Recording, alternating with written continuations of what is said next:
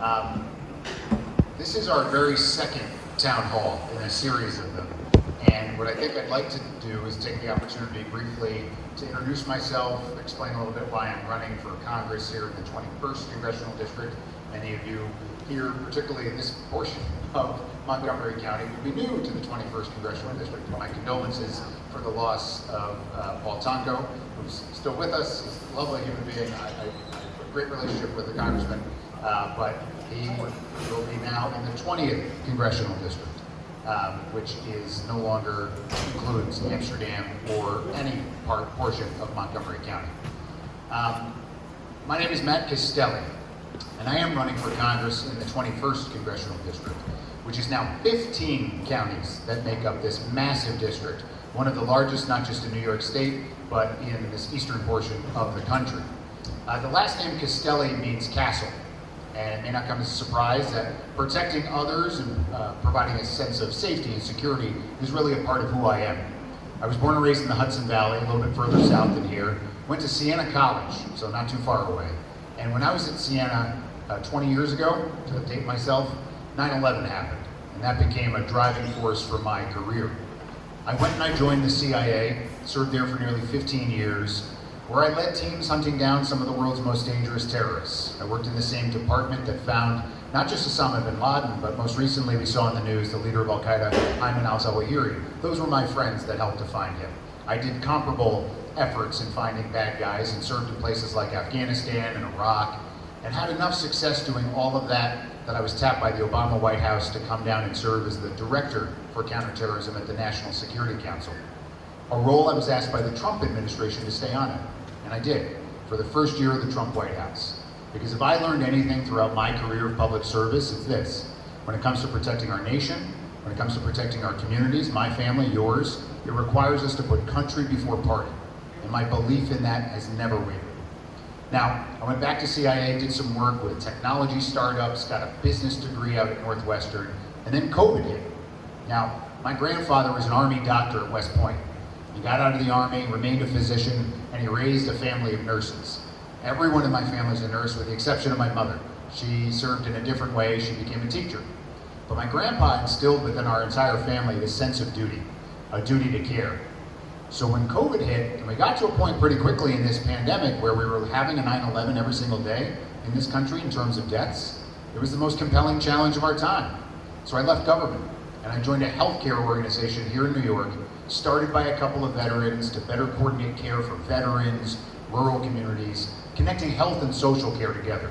Really transformational work, loved what I was doing, focusing on our human and social service providers in the community. But then January 6th happened. And as you might imagine, a former counterterrorism guy who spent a career trying to prevent things like that from happening in foreign capitals, to see it happen on our own did not sit well with me. But what really didn't sit well with me was the response we saw from folks like Congresswoman Stefanik, who is the representative of the 21st Congressional District. She's someone who I believe turned her back on our democracy. I think she violated her oath to the Constitution, the same oath that I took when I joined the CIA many years ago. So not long after that, we decided to launch this campaign in order to uphold that very same oath that I took. But it's not just about that. Since we've had this opportunity, we've been traveling all throughout the 15 counties that make up this congressional district. We've been doing listening tours. We did all 15 counties in 5 days. I put over 35,000 miles on my truck, driving all throughout the community, listening to folks, having an opportunity to speak with them, to hear their concerns. And right now, they don't feel well represented. They don't feel like someone's showing up to hear them, to listen to them, to address their concerns or elevate them, or to create a space by which we can come together and solve many of the problems that are affecting all of us, that don't really matter what your political party is. And that's really my orientation, is to come together, to push back against this extremism that we're seeing unfolding on our television screens, certainly all over our social media, and actually start focusing on the problem solving that needs to occur to address the many challenges facing working families all throughout our district. Now, a key piece of this is to show up and listen, not just in coffee houses, but to do town hall settings like this. And it's not just a campaign ideal. It's my expectation for a representative, and I'm applying for a job to be your representative, is to show up, to be heard, and to share some ideas, and to elevate those things, create a space by which we can actually have that kind of discourse. We're going to be doing a town hall like this in every single county between now and Election Day in November. I think that that's very important. Some of you, depending on where you may be coming from, maybe previously had Antonio Delgado as your representative, who was relentless in terms of the town halls that he would do. We know Congressman Paul Tonko would show up and avail himself. Unfortunately, a common theme I've heard throughout much of the rest of the district is that Congresswoman Stefanik does not show up.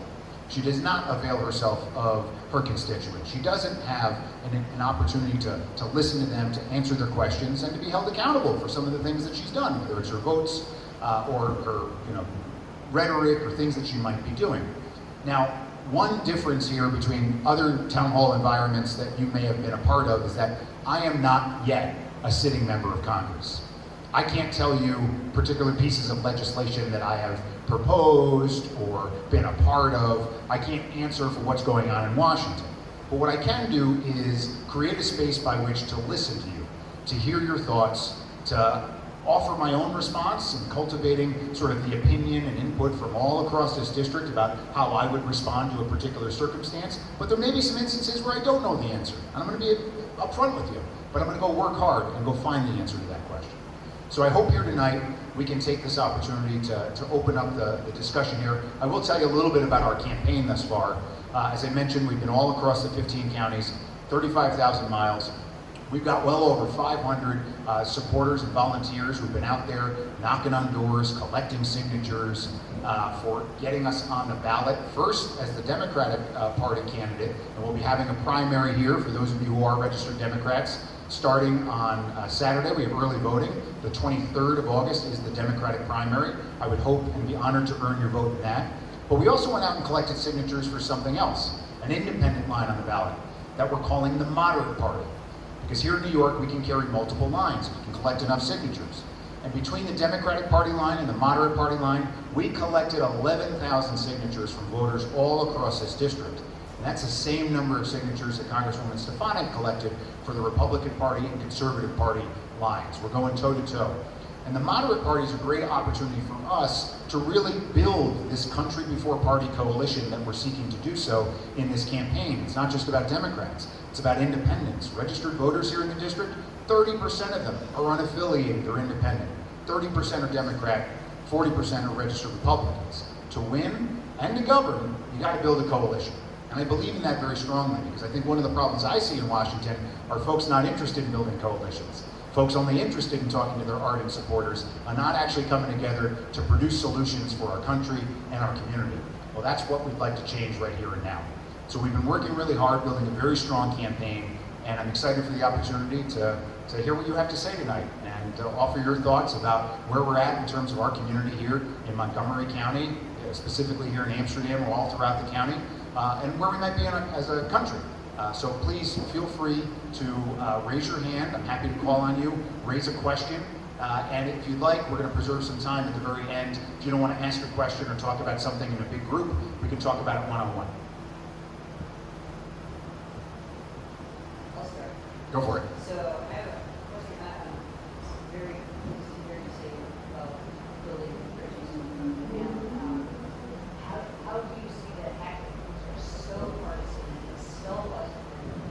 Where do you start and how do you have specific proposals or do you have specific legislation that might be something you want to bring up to initiate that Yeah. change? Yeah, I think it's a great question. The question, just to repeat it, is how do we actually start bringing people together? How do we build those coalitions? What kinds of legislation or issues create an opportunity to do that? Because we are so divided. At least when we watch television or we hear some of our politicians speak, they might provide this sense of division. I'm not as much of a believer that we're as divided as some people might claim we are. I think when you actually talk to folks, as I've had the opportunity to hear from not just Democrats, but independents and Republicans, I hear common values. I hear people talking about their families. I hear people talking about hard work. I hear people talking about a duty and a desire to care for others. And I think if we actually push back against the rhetoric and actually have thoughtful conversations about the issues affecting our community and our country and try to cut through the noise. This is something that I've offered in terms of explaining a little bit of my intelligence community background. The role of the CIA or the intelligence community is to help our president and senior advisors cut through the noise in the world of foreign affairs to help them make better decisions. Our foreign adversaries, China, Russia, they're making a lot of noise to try to obscure their true intentions. And right now, what I see on a local and national level are a lot of politicians make a lot of noise too to obscure their true intentions or their desire for power. And I think the extremism is on both sides. I think there are efforts at play to try to divide us because you only want to speak to one side versus the other. I think the first thing we can do to help send a very clear signal is to win this race, because it would send a tremendous signal, a unified coalition of Democrats, Independents, and Republicans coming together to say, you know what, we're Americans first. The R or the D doesn't matter as much as the American flag that waves over all of us, that we all share. And so I think this is a good opportunity to do that.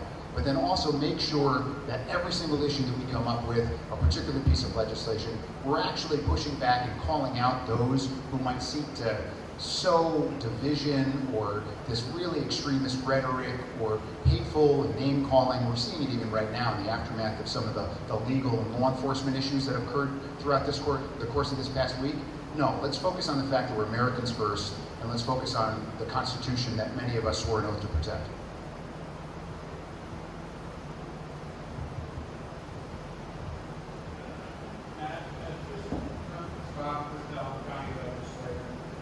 Montgomery County, and I just want to make a few observations. I mean, it's really refreshing to have someone that's running for elected office to get out and not be screaming at us and not be trying to influence us with the actions. So kudos to for that. The observation I also made is I find you to be moderate Democrat, which is supposed to be Republican as you get, right? And I know myself, sometimes it's a struggle when we get identified by any party, people expect certain things from us. And I like the fact that you're moderate, I like the fact that you have an open mind, and I like the fact that you're not just focusing on party. So often as elected officials, we get wrapped up in the party moniker, and the people that surround us are also have expectations of that. So I'm so happy that you're moderate. I'm happy that you're open minded. I'm glad that you're service to our country with the CIA. It's incredible. And I look forward to you. Thank you, I appreciate that. Another piece of my background that I think informs just sort of my orientation. I grew up in a bipartisan household. My dad's the Democrat, mom's the Republican. They still are. But growing up, politics didn't overwhelm everything like it does these days. What we discussed in our household were these shared values about family, about hard work, about this duty to care. We didn't talk about Republican versus Democrat. And I think we need to come back to that. And as certainly a long-time civil servant, serving in multiple presidential administrations, when you're working in the national security space, it doesn't matter what party's in power. What matters is doing what's best for the interest and desire to protect our nation, our country, from the threats that we face from foreign adversaries in the world that I operated in. And I think it's that orientation that should drive everything in terms of the policies. What's the best decision for our community? Yes, we may have some policy differences in terms of how best to approach one thing versus the other, but at the end of the day, if we can treat one another with a sense of dignity and a recognition that we're actually all on the same team, because the American team matters more than I think the R or D team, then I think we can actually make some progress in this nation. Could you talk about gerrymandering and redistricting?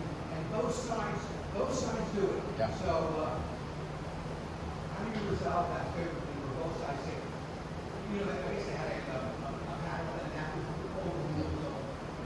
The question is about gerrymandering, redistricting. We've certainly had an exciting, I'll use that term, experience with that here in New York. And this is an issue that plagues much of the country. There are some places that have gotten it right, and they do it on a nonpartisan basis, and they're able to draw lines to create spaces for voters on a nonpartisan basis. But throughout much of the country, gerrymandering has been a tool by which to sort of pack within a congressional district based on census timeframes every single 10 years, where the population may be, to create seats that allow you to win with one party versus the other, that the party in power doing the creation of those maps. And here in New York, there was a bipartisan commission that had been established many years ago. That bipartisan commission attempted multiple times and wasn't able to come to an agreement on what the congressional maps and other state assembly, state senate maps should look like. So the state legislature took it up and they drew some maps. Now the state legislature here in New York is controlled by Democrats. Those maps, they moved forward and then they were challenged in court. The court went through multiple appeals, and the highest court in New York State determined, yes, these maps were not appropriate, that they had been gerrymandered, certainly at the congressional level, and then they had a magistrate come in and draw them in some manner over a truncated period. It's been a confusing cycle for all of us. Our timelines have been, this primary that I'm about to have in August 23rd was supposed to be in June. So we've been waiting with bated breath, but the maps are now set. The congressional map is set. It will be this way for the next 10 years until we do a new census. And our timeline's set. We have a primary on August 23rd, and coming right after that, we got a general election. And so it is something that we would hope we're going to be in a position to protect against again. I think at a national level, there have been some efforts. They haven't moved as forward as we'd like them to sort of protect against this kind of partisan gerrymandering, to protect our right to vote. The John Lewis Voting Rights Act is a great opportunity, I think, for us to protect the right of every voter out there. We want to have some transparency, some independence in making sure that every voter, regardless of what your political stripe is, that there isn't some sort of influence on the scales on one party or the other based upon being in power that's going to dictate the terms of how this country is going to be run. The voters should be deciding how this country is going to be run.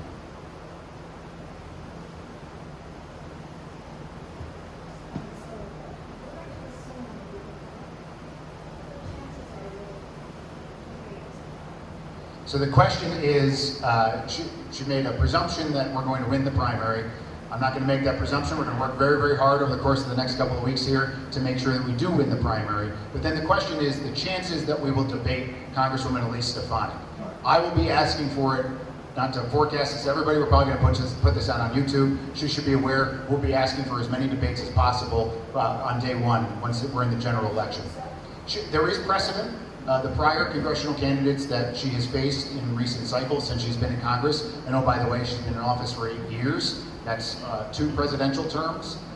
She has debated other candidates. So for her to depart from that precedent would be another indicator that she's afraid to run against us, which we've got some other indicators that she's afraid to run against us as well. You studied her debating and you were up for the task. I certainly believe that I'm up for the task. There have been some desires that I hear, not just from Democrats, but independents and Republicans, for a candidate who's going to be a fighter. Someone that's not necessarily going to always, focus strictly on the issue. We will focus on the issue, but is going to forcibly push back against this extremism that we're seeing. And that's something that I've done throughout my career, certainly stepping up and fighting back against extremism. Yes, it's in a different context, but I think we have extremism in our midst right now, and it's creating a real threat in our communities and in our democracy. And the only way you do that is by calling it out when you see it. And so we're certainly going to do that in person. We've been doing it with press releases and on social media, and I'm looking forward to the opportunity to do it in person. What I'd like to know is, present yourself as a moderate, which is, it's heartwarming. It's nice to see that. But as a if you were elected as a junior member, how would you not succumb to party pressures and to keep your independent stance and to vote from your heart? How can you do that? Well, I think, at least my orientation, and I'll tell you I'm new at this. I've never run. Oh, let me repeat the question. Yes. So how could I remain independent if elected to Congress, that there will be a desire as a junior member to be a part of a caucus with Democrats or with whatever group I may be a part of, and that desire has seemed to take over other politicians, potentially those who had been well-intentioned. How could we preserve independence? My orientation is this, and this is the job I'm applying for, and it's a job you would hold me accountable for every 2 years. I'm applying to be your representative. I'm not applying to be a representative of the Democratic Party, or President Biden, or Nancy Pelosi. I'm applying for a job to be your representative. And if there's an issue that I don't think fits well with our district, I'm not going to support it. No matter what they might need me to do, no matter what they ask me to do. I've already stated very publicly too. Some folks had asked me whether I would support Nancy Pelosi for another term as Speaker. And I said no, in response to a question that I was asked by the press. I think we need some new leadership in Washington. I think many folks who have been in certain positions in power have been probably playing that very same game for far too long, and I don't think we've been well served by that. Now, one of the people that I think we should be turning over in Washington is Congresswoman Stefanik. I think she's been there too long. And so giving us the opportunity to have some fresh opportunity. I think the other thing too, and I've supported this publicly, I'm a big fan of term limits. I think that's another way to make sure that myself and other members of Congress know that their time is limited in Congress. So you better be representing the people that you were elected to represent, not necessarily your party's interests. When I say country before party, I mean it. Thank you for being here. You already have my vote. The question I'd like to ask is, what is your vision for the future of the country? Did everybody hear that? Okay. The question that he'd like me to ask is, what's my vision for the future of the country? And for me, for the country writ large, it really is about pushing back against this one party versus the other. We have devolved into what I liken sometimes to professional wrestling. Oftentimes we see one party taking a particular position, not because it's been long-standing part of their policy platform, but it's just because the other side took up the opposite position. And they have to oppose it, because in order to justify their existence as a party, it has to be one of opposition. So long as we are fighting with one another, we will never be in a position to fight for one another. And our expectation, particularly at the political level for elected officials, we should be holding them to account about the results that they're delivering for the people that they were elected to represent. We shouldn't be voting people into office based upon how well they fight with the other side. I don't need somebody that's going to punch the other side in the face extremely well. I need somebody that's going to deliver on the issues that matter most to this community. And so I'd like to see at a national level a vision for people taking that up. I'd like to see voters express that expectation to hold accountable their elected representatives based upon the results they delivered for their community. Not how great a Republican they were, not how great a Democrat they were. How great of a legislator were you? How great of a representative were you? I'd like to orient our conversation a little bit more towards that, because I think we'd get a hell of a lot more done.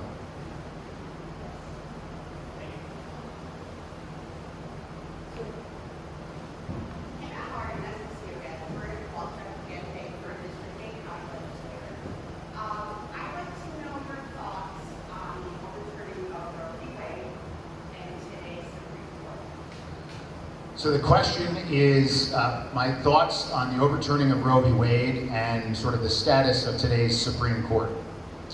I think the overturning of Roe v. Wade was a dark day in American history. I consider, as somebody that spent a career advocating for and protecting the freedoms that we hold dear, I believe that it is a freedom that we need to protect and now fight for, a woman's right to control her own body and make her own healthcare decisions without interference from the government. And I think it's something that we need to now, thank you.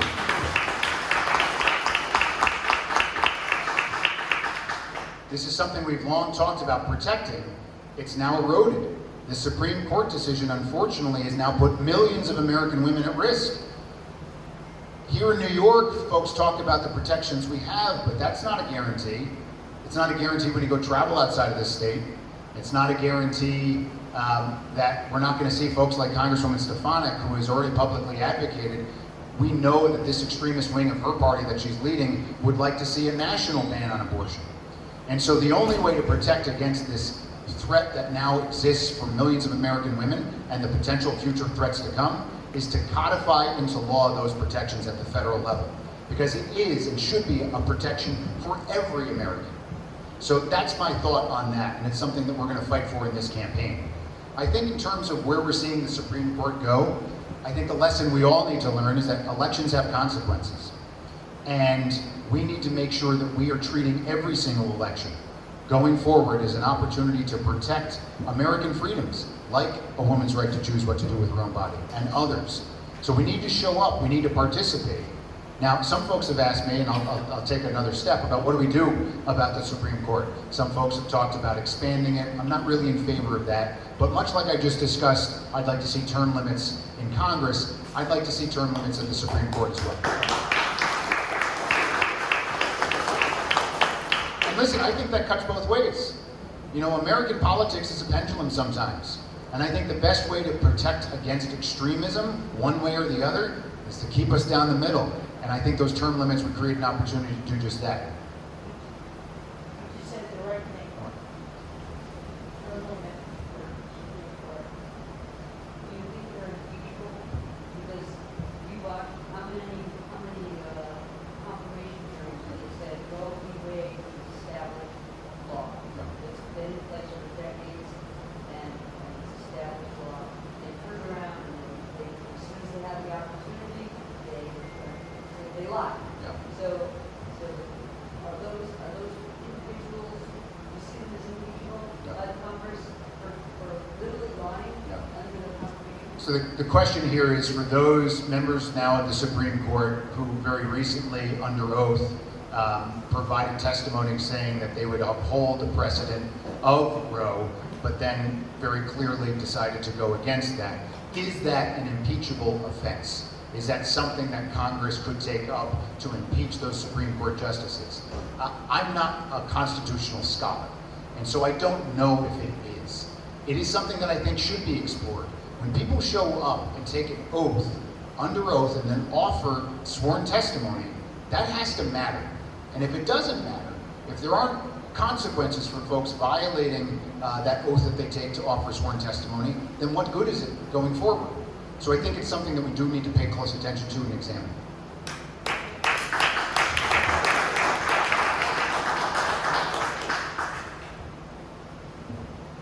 Sir. You mentioned how your district is 15 counties. When you're going door to door, or when you're doing your town halls, are you finding that common thing, or is it different problems with different areas of the county or let's see, like classes, are your problems different than our county around here? So the question is, how different are the issues affecting folks throughout the 15 counties that make up this vast district? I think that there are a lot of similarities in the issues that I hear from folks, and I'll share what I've been hearing. I hear from working families having a hard time with rising costs. Now that's certainly a byproduct of inflation. It's a byproduct of rising gas prices. It's also a byproduct of things like affordable housing and the lack thereof, or the challenges in finding affordable, accessible childcare, or the challenges with affording healthcare and prescription drugs. The combination of those things present a challenge for many working families throughout the district, and it's pretty much the top thing that I hear from folks. I also hear from folks throughout many of our rural areas of the district, and guess what? There are a lot of rural areas in the district, a lot of rural areas here in Montgomery County, about access to care. It's not necessarily a question about how do we pay for health care, it's how do we find it. In many of our rural areas, it is a challenge to find clinical healthcare resources, to find a primary care physician, to find mental health care, to find elder care. These are top challenges I hear all throughout the district, and I'll share a story. I was in Washington County many months ago, and I was hearing from someone describe how a mobile free clinic had set up shop at the county fairgrounds. And the line of car to access this clinic over the course of a weekend was endless. Now that person had spent some time overseas, and it reminded her of medical missionaries coming into a foreign country to provide services for a population. Just because we live in rural communities does not mean we shouldn't have access to first-rate health care. And so this is a top challenge I hear from all across the district, and it's also something, after my experience in the healthcare space, to understand that health and well-being happens in our communities. When we make investments in health and well-being, we allow our communities to thrive. When our communities are thriving, they attract and retain talent, employment. We then attract employers and jobs. So the investments we make in health and well-being, our healthcare, our mental health resources, our childcare resources, those actually help grow our economy. And so those are the kinds of investments I'd like to see made in much of our district that haven't been made, certainly during the last 8 years of Congresswoman Stefanik's tenure. I think the other challenges I hear are really related about how do we grow our economy? How do we create spaces for good paying jobs? How do we make kinds of investments in the economy of the future? We got wide open spaces. We've got tremendous natural resources. I'm encouraged by this Inflation Reduction Act that is going to be coming down the pike here. There are going to be a lot of investments to be made in green tech. There are a lot of union jobs to be had there. I'd like to see a lot of that talent and those opportunities coming to northern New York, to these 15 counties of the 21st district, because those are the kinds of investments we need to make. I'll put my business school hat on. Sometimes I take my CIA counterterrorism hat off. I'll put my business school hat on. Any of you who may be entrepreneurs or business owners know you can't grow a business without making investments in that business. The same thing is true for our economy at the local level. We have to make investments to do just that. And we can get returns on that investment when we're growing. And so those are the kinds of orientation I'd like to see done, but it's reflective of the input that I see throughout much of the district. Because we've seen jobs go. We've seen major employers disappear. And we have to orient ourselves away from this idea that all we need to do is create a tax incentive for an employer to show up and that's going to bring jobs. Because the moment the economics don't work for that employer, they leave, and they leave a community devastated. How do we create resiliency in our community? How do we create a space where people want to be, where they want to work, thrive, play? When we create that kind of orientation, we'll get all kinds of employers that want to show up and tap into that pool of talent and resources.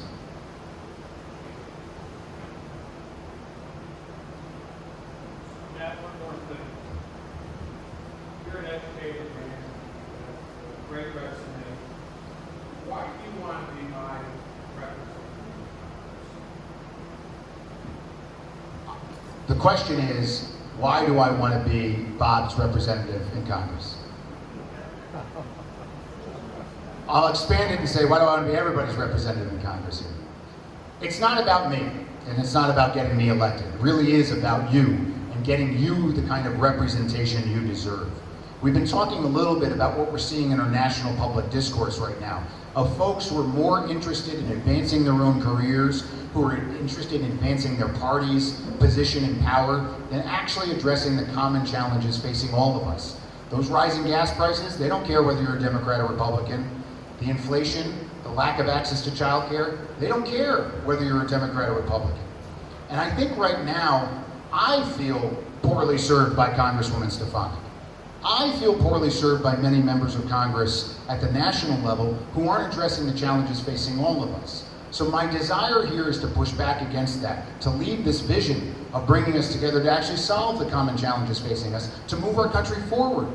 There is only one direction our nation has ever known from its beginnings, and that direction is forward. And right now we have folks who are trying to take us backward, or want to keep us right in the same place with the status quo. It's not serving us well, and we need a change. And so my desire and my sense of duty, certainly in the aftermath of these threats against our democracy that we saw manifest on January 6th and continue to this day, that leads me to say we got to step up, we got to fight back. And I'm happy to lift up your voice and the voice of so many others to make sure that we deliver real results for our community. Thank you for coming. It's refreshing to see someone about speakers. I really understand I'm just not a teacher. I work with a lot of young people, talk about extremism, discourse, cynicism. This is reinforcing them what they see in social media. So often they don't get involved in the political process, and I believe they will. What's your message to young people to get them involved in the process? Gosh, there's so much there. One, thank you for your service as a teacher. Yeah. As I mentioned, my mother was a teacher, so I have a profound level of respect for the teaching profession and the role and responsibility you have within our community. Now, I'll also note some breaking news. I just got endorsed by NYSEG, the teachers union here in New York State. unfortunately, we put our schools and our teachers on the front line of something that is creating not just education for our students, not just creating a pathway for a career, but encouraging young people to be good citizens. And right now, we need good citizens in this country.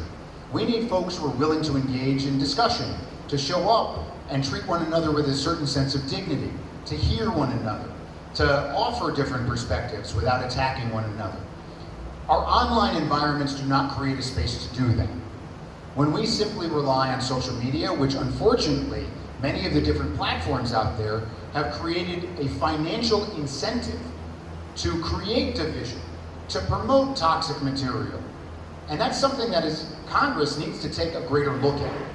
Listen, I'm all about defending the First Amendment and the freedom of speech, but when we create a space in which we're incentivizing toxic behavior, we're creating a space for promoting disinformation, when we're creating a space where people can treat one another like dirt, it's not serving our community well, it's not serving our kids well.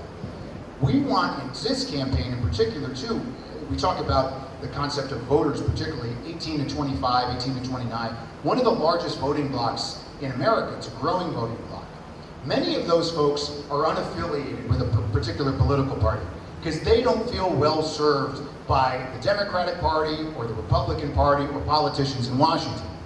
And I gotta tell you, I'm not sure I blame some of those folks or those kids who have been fighting and looking at issues that matter to them, whether it's gun violence in our communities or climate change. They want to see results. We have now been a part of a generation that expects more instantaneous sort of gratification of some of the things that we invest ourselves in. And right now, we're not seeing many of these challenges being addressed that are facing all of us. We're not seeing the challenges facing our young people. I think a part of this is making sure our young people have a voice. And I'm proud to see some young people here today. Young people that should have a voice, whether they're voters or not. Our young people should have a voice at the table. Because not only are they the future, but they're the ones that should be keeping us honest. A story that I've shared on the trail is that on the afternoon of January 6th, my sister, she lives in Texas, she was watching the news of the attack unfolding that day, and my niece, her daughter, who was my favorite person in the world, she was 7 at the time, Hannah, she asked her mother what was wrong, and she was getting upset. And my sister described for Hannah that some bad people are hurting good people in Washington, D.C. And without skipping a beat, my sweet 7-year-old niece asked her mother, is Uncle Matt one of the good people getting hurt? So I got a call from Hannah to reassure her that I was fine. But we talked about how violence was never the right answer to address our differences. It's important for us to understand on January 6th and in other venues that our kids are watching. We are setting the example for the future generation about how to be good citizens. So it's not just on our teachers, it's not just on our schools, it's on all of us to comport ourselves in a manner in which we'd like to see our children acting in the future. So I think that's at least my orientation, that's the kind of message that I want to deliver in this campaign and in Congress, to hold all of us accountable for the kind of example that we set and to create a space and lift up the voices of our young people. Follow? Yeah, go for it. If invited, will you come to my class? Absolutely. Follow? Do you have a favorite president? Oh, that's a great question. And why? I have a couple of them. I'll lean into one who's got some New York roots. I'm a big fan of Teddy Roosevelt. As you might sort of gather, I kind of like mavericks. I like people who don't just follow the party line, who sort of push back and do what they think is right. And I think Teddy Roosevelt was a great example of an American president who did just that. He's also somebody, there's some roots to our district in terms of his presidency. He found out while hiking in the Adirondacks that he was going to become president. And so I think that he's a good example of the kind of president and the kind of politician we need more of. Any other follow-ups? Good for now. Save them for the classroom. You mentioned extremism on the right and on the left.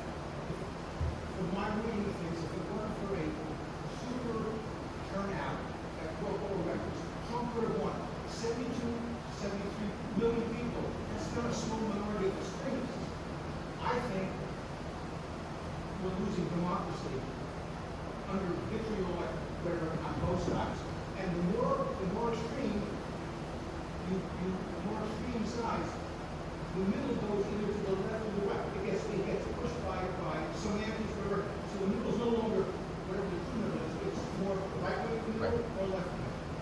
Yeah.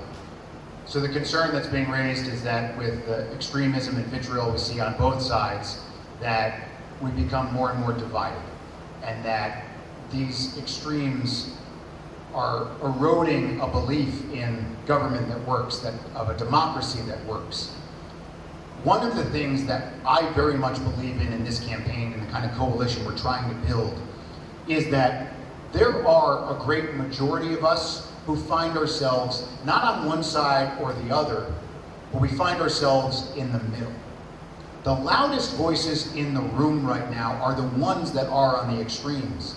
And we don't really have a strong vocal voice for the great middle majority. You may be slightly left, you may be slightly right, but the vast majority of us probably agree on 80% of the issues, and yet we find 80% or more of our time occupied with debating or fighting over that 20%, or that 10%, or that 5%. I think we need a stronger voice for the great middle majority, and that's what we hope to establish here in this campaign, and to show this country and to show our state what it means to represent that great middle majority and bring together folks from both sides to be able to say very, very strongly that we are Americans first. Is it an oxymoron to say that there are moderate Democrats and moderate Republicans in a way so extremely divisive? I mean, who's a moderate Republican? I mean, Mitt Romney, I mean, Liz Cheney, that's because they're against what happened with Trump and all the litigation. Yeah. But I've never heard of a moderate Republican in a long time who really the voice. Yeah. I like John McCain. If you're asking for a moderate Republican, an example, the late John McCain, I think somebody who had those maverick tendencies. Can you name others? I know McCain and maybe Susan Collins in Maine and the independent from Maine. What is his name?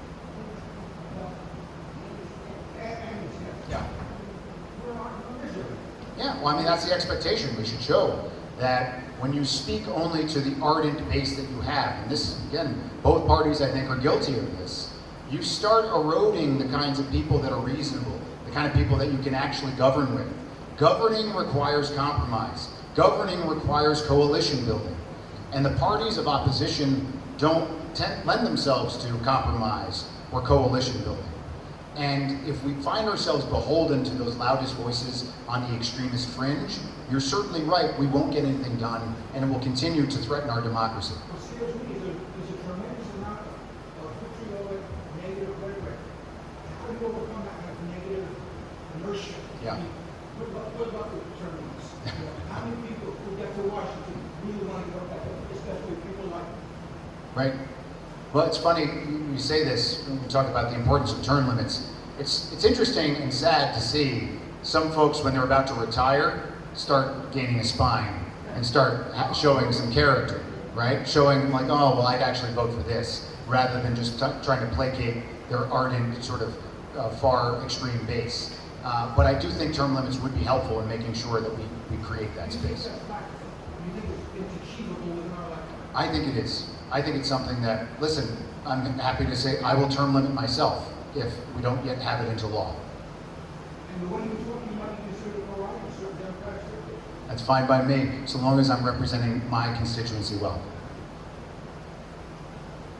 All this divisive say, do you feel that it's something that's just within our country, or do you feel that there's foreign influences, and how can we curb that? Yeah. The question is, do we think that this is unique to our country, or do we see some foreign influences? There certainly are foreign influences out there. We've seen in other areas, like in the UK, where they had Brexit. We've seen in places in Europe where there's been an attempt to undermine, at the international level, the international order. And certainly, I'll get a little wonky here for a second, Russia, over the course of the last decade or more, has been really trying to create spaces and influencing elections all across the world. We focus a lot about our elections here, but all across the world they've been trying to influence this to create a space in which they could just start pushing people around. Putin's intent, let's talk about Ukraine for a second here. Putin's intent, the investment he made in trying to undermine election integrity in our country and elsewhere, was to create some division within NATO, He knew that NATO was a force that he could not really combat against. So he tried to undermine unity within Europe and unity with NATO. The investments he made throughout the course of the 8 years of the Trump administration to undermine NATO unity, he sought to capitalize and cash in on that investment with invading Ukraine. Now, I've been critical of President Biden and this administration on a whole host of issues, to include Afghanistan and the withdrawal there. But on Ukraine, they did a great job, because my former colleagues in the intelligence community had access to information. They shared that information with the president. The president decided, I'm going to go around to our NATO allies. I'm going to share information about what Putin intends to do, and I'm going to unify NATO. And then I'm going to share that information with the world to prevent Russia from creating some veneer of legitimacy for their actions in Ukraine. So what Putin had tried to do with the investments he made in undermining elections, in undermining democracy across the world, didn't work. It backfired. And this administration deserves a tremendous amount of credit for the work they did in unifying NATO and making sure they spoke with one voice in pushing back against this threat, against democracy everywhere that we see coming from Russia. Hey, Matt. Can you hear me okay? I can hear you just fine. Hey, I'm Mark. Thanks for coming tonight. I'm so encouraged by hearing what you have to say. I think you're up against headwinds in this district with this ridiculous notion that somehow Democrats are weak. Weak on crime, weak on national defense, weak on border security, weak on education. What do you say to those people? I'm not sure that the guy who spent 15 years doing counterterrorism work, that served in Afghanistan and Iraq and is willing to go toe-to-toe and push back against this extremism that we're seeing, is going to be weak. But that's the message, is to stand up and fight back and to be a fighter. And it's not just fighting against extremism in that regard, in a counterterrorism context. It's fighting against extremism that's going to erode the rights of women. It's fighting against the threat that we may see to Social Security and Medicare. It's fighting against these forces that don't want to see us make a difference in reducing prescription drug prices. It's fighting against this threat to our democracy. We need stronger leaders on both sides to fight for what's right. I'm encouraged by what I see from folks like Liz Cheney, who really believe in their oath to the Constitution, that it means more to be an American to her than to be a Republican. And that's what it means to me. And I think we need more folks on the Democratic side as well to articulate that kind of strength. That's something that I think is a difference maker in this campaign. I think folks want to see some strength. I think folks understand too, when I talk to them throughout the North Country, regardless of their political orientation, independents or Republicans, they're turned off by the division and the extremism too. And they want somebody that's going to fight for them. They see what former President Trump used to call the swamp. These self-interested politicians in Washington who only care about their own re-election, that only care about their own pet projects, and not actually delivering results in our community. And they're looking for a fighter as well. And that's what we're offering them in this election, is a fighter.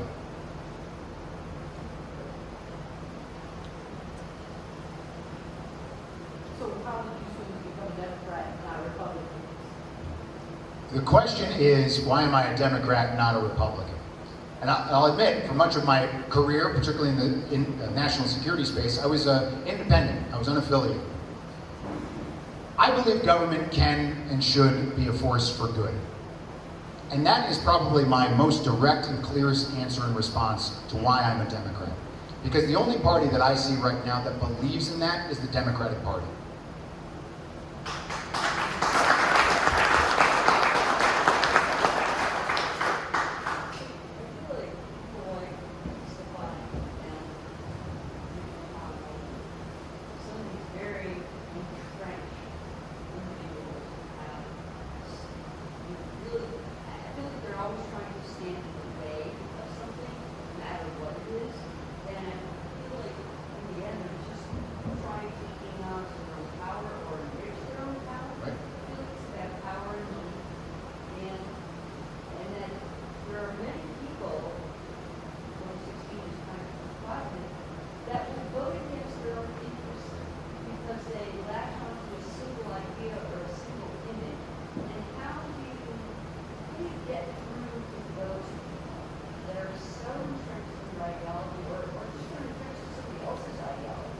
Yeah.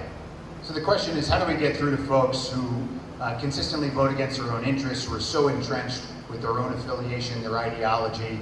We see other national politicians who seem to not actually deliver results or only oppositionists. And I think part of it is not falling prey and trap here to making this one side versus the other. I will not be talking throughout the course of this campaign about Republicans. I will not be talking about Democrats versus Republicans. I will be talking about Congresswoman Stefanik and what she has or has not delivered for our district. I will be talking about her record. And we should all hold her accountable because she's a representative, or supposed to be, for all of us. And I think when we hold the discussion in that space about holding our representatives accountable regardless of what party they're a part of, for the interests and expectations that we have in terms of delivering results for us, we can actually advance the dialogue. Listen, there may be folks out there that are interested in supporting Congresswoman Stefanik because she's a Republican, and they want their team to win. I think we got to push back against this notion that when one team wins, somehow we all benefit. We don't. When it's one team versus the other, we all lose. It's got to be about how do we come together to deliver real results for everyone. And so if this keeps being Yankees versus Red Sox or red versus blue, then we're only going to have one side winning and many of the rest of us are going to be left out. I think our expectation should be our representatives should be delivering results for everyone, not just their side.